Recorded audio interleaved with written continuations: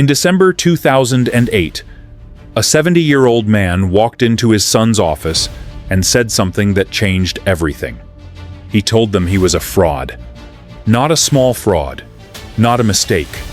A deliberate, calculated, decades-long lie that had stolen $50 billion from thousands of people who trusted him completely. His name was Bernie Madoff, and what he built was not just the largest Ponzi scheme in human history. It was something far more disturbing than that. It was a machine designed to steal from the people who loved and trusted him most. Charities, Holocaust survivors, retirees, ordinary families who handed him their entire life savings because somebody they trusted told them Bernie Madoff was the safest place to put their money. And for 40 years, nobody stopped him. This is the story of how Bernie Madoff fooled the world, how he nearly got away with it, and the one uncomfortable truth his story reveals about how we all make financial decisions. It starts not with greed, but with reputation. Bernard Lawrence Madoff was born in Queens, New York in 1938, the son of a plumber and a housewife. Nothing remarkable, nothing that would suggest what was coming. He was smart, ambitious, and from a very early age he understood something most people never figure out. In finance, reputation is everything. Not returns, not strategy, not results. Reputation. If the right people believe you are trustworthy, the money follows automatically. So, Bernie Madoff spent the first part of his career building the most valuable asset in finance. A reputation so spotless, so unimpeachable, that nobody would ever question what was happening behind it. He founded Bernard L. Madoff Investment Securities in 1960, with $5,000 he saved from working as a lifeguard and installing sprinkler systems. $5,000. That is where it started. Within a decade, he was a pioneer. He was one of the first people to embrace electronic trading at a time when most Wall Street firms still used paper and telephone calls. He helped build the technology that eventually became the NASDAQ stock exchange.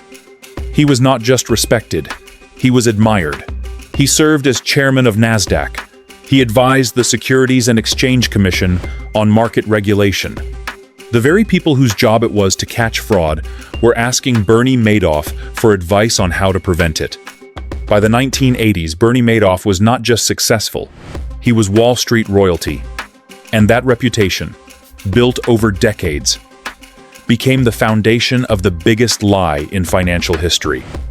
Here is how the scheme actually worked. Madoff ran two separate businesses inside the same company. The first business was legitimate, a market-making operation that executed trades for big financial institutions. Real trades, real money, real returns. This business was successful, and it gave Madoff credibility and cover. The second business was the fraud. It was called the investment advisory business, and it worked like this. Wealthy clients, institutions, charities, pension funds handed Madoff their money to invest. He promised them consistent returns, year after year, around 10 to 12% annually. Not spectacular, not suspicious, just steady, reliable, predictable returns, regardless of what the market was doing. That was the first warning sign that nobody caught for decades. Markets do not produce steady, reliable returns. Markets go up, markets go down. Sometimes they crash entirely. Any investment strategy that produces perfectly consistent returns every single year, regardless of market conditions, is statistically almost impossible. But Madoff had an explanation for this. He called it the split-strike conversion strategy, a sophisticated-sounding combination of stock purchases and options trading that he claimed produced reliable returns through any market condition. It was completely made up. There were no trades. There were no stocks. There were no options. When clients handed Madoff their money, he did not invest it. He deposited it into a single bank account at Chase Manhattan Bank. And when clients wanted to withdraw their returns, he paid them using other clients' deposits. That is the definition of a Ponzi scheme, named after Charles Ponzi, who ran a similar but far smaller version in the 1920s. New money pays old investors. As long as new money keeps coming in, the scheme keeps running. The moment new money stops, or too many people try to withdraw at the same time, the entire thing collapses instantly. Madoff knew this. He had known it for decades. Every single morning he woke up knowing that one bad day, one large withdrawal request, one suspicious regulator could end everything. And yet he kept going. The question everyone asks about Bernie Madoff is not how he did it. The question is how nobody stopped him. Because the warning signs were everywhere. They had been there for years, and at least one person had been screaming about them as loudly as he possibly could. His name was Harry Markopolos. Markopolos was a financial analyst who was asked by his employer in 1999 to reverse engineer Madoff's investment strategy, to figure out how he was producing such consistent returns so they could replicate it. Markopolos sat down with the numbers. He ran the math. And within 4 hours, he concluded that what Madoff was claiming to do was mathematically impossible. Either Madoff was front-running, using his knowledge of incoming client orders to trade ahead of them for his own profit, which was illegal, or he was running a Ponzi scheme. Those were the only two explanations. Markopolos went to the Securities and Exchange Commission in 2000. He submitted a detailed report laying out exactly why Madoff's returns were impossible and exactly what he thought was actually happening. The SEC investigated, briefly, superficially, and found nothing wrong. Markopolos went back in 2001, then 2005, then 2007, each time with more evidence, more mathematical proof, more specific allegations. Each time the SEC either ignored him or conducted a surface-level investigation that missed everything. Why? Because Bernie Madoff was Bernie Madoff. He was a former NASDAQ chairman. He was a respected industry elder. The investigators who visited his offices were junior employees who were intimidated by his reputation and his confidence. He looked them in the eye and told them exactly how his business worked. He was calm. He was authoritative. He was Bernie Madoff. And they believed him. That is the most important lesson in this entire story. And we will come back to it. By 2008, Bernie Madoff was managing an estimated $65 billion in client accounts. $65 billion. His clients included some of the most sophisticated financial institutions in the world. Banks, hedge funds, feeder funds that existed solely to channel money into Madoff's operation. They included Charities, the Elie Wiesel Foundation for Humanity, the JEHT Foundation, organizations doing genuine good in the world that trusted Madoff with their entire endowment. They included ordinary families, people who had saved their entire lives and handed everything to Madoff because a friend or a financial advisor told them he was the safest place in the world to put their money. And then in September 2008, the global financial crisis hit. Markets collapsed, panic spread, and suddenly, thousands of Madoff's clients needed their money back at the same time. The requests came in, billions of dollars in withdrawal requests in a matter of weeks. And there was no money. There had never been any money. Just numbers on statements that Madoff's back office team had been fabricating for decades. Fake trade confirmations, fake account statements, fake returns on investments that never existed. When the withdrawal requests arrived, Madoff needed $7 billion he did not have. He tried desperately to raise new money. He failed. On December 9th, 2008, he called his sons Mark and Andrew into his apartment.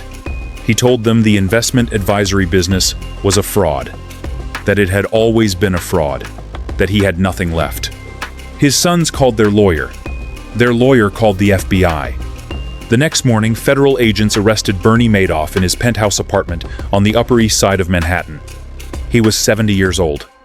The scale of what followed was almost incomprehensible. $65 billion in client account statements. But the actual cash that had been deposited over the years was closer to $17 billion. The rest was fictitious profits that existed only on paper. $17 billion stolen from thousands of victims across the world. The human cost was devastating. Elie Wiesel, Holocaust survivor, Nobel Peace Prize winner, lost his entire foundation and his personal savings. $15 million. Gone.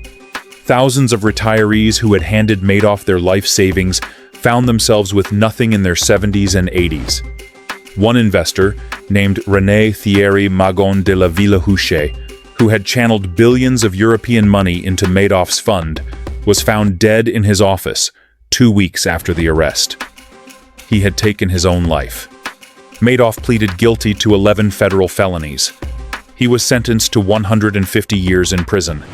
He died in prison in April 2021 at the age of 82.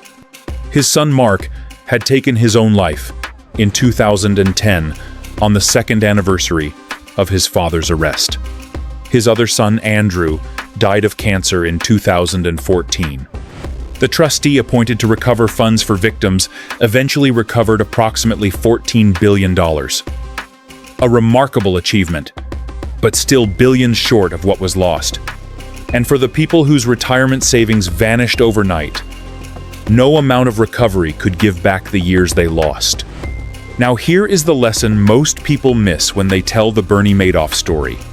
The lesson is not that Bernie Madoff was a uniquely evil genius who invented a new kind of fraud. The Ponzi scheme had existed for nearly a century before Madoff. The mechanics were not new. The warning signs were not hidden. Harry Markopolos explained them in excruciating detail to federal regulators for nearly a decade. The real lesson is about how human beings make financial decisions. We do not make them based on mathematics. We do not make them based on rigorous analysis. We make them based on trust, based on reputation, based on the comfort of knowing that everyone around us is doing the same thing. When the right person tells you your money is safe, you believe them. Not because you have verified it, but because believing them feels safer than questioning them. That feeling, that comfort, that trust is exactly what every financial fraud in history has exploited. Enron exploited it. Bernie Madoff exploited it. Every scam that has ever worked has worked because of it. The only defense against it is the question nobody wants to ask when everything feels fine. What if this is too good to be true? Not after the collapse. Not when the warning signs become impossible to ignore. Before. When everything still looks perfect. When everyone around you is celebrating. When questioning the returns feels paranoid and ungrateful. That is the moment the question matters most. Bernie Madoff stole 50 years of savings from thousands of people who never thought to ask it. Do not be one of them. If this opened your eyes, subscribe. Because every week on Clarify, we cover the financial stories and hidden systems that traditional media is too distracted to explain properly.